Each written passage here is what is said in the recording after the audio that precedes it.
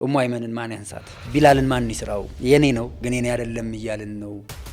ኢስላም ኮፍያ ያደርጋል፣ የጉራጌ አክሰንት እንዲኖረው ይደረጋል። ብዙ እውቀት የለውም፣ ንግድ ብቻ ነው። ከዛ ደግሞ ከንግድም ስግብግብ ነጋዴ እንዲሆን ይደረጋል። የሙስሊም ነጋዴ ስግብግብ ሆነ ያውቃል። ይቺ ሀገር የቆመችው በሙስሊሙ ነጋዴ ቸርነት ነው።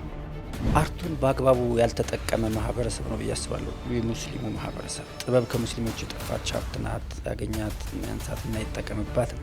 ቀይ ሽብር ከተገደለብሽ በኋላ ማልቀስ አይቻልም። ለቅሶ መቀመጥ አይቻልም። መሄድ እንኳን መስራት ና ማልቀስ አይቻልም። ጥላቻን ያየሁት ያለ የጥላቻ ጥግ በዞረ ቁጥር አንዴ ሆዴን እንደዚህ ጓረገኝ፣ አንዴ እግሬን ይረግጠኛል፣ ሽጉጥ አውጥቶ ያሳየኛል። ልጄ ደግሞ የአባቱን ታሪክ ነው የሚደግመው። ለእስልምናው ቢሞት ጀነት ነው የሚገባው። የምመኝለት ጀነቱን ከፈለግ ግደለው ብላው ጥላ ወጣች።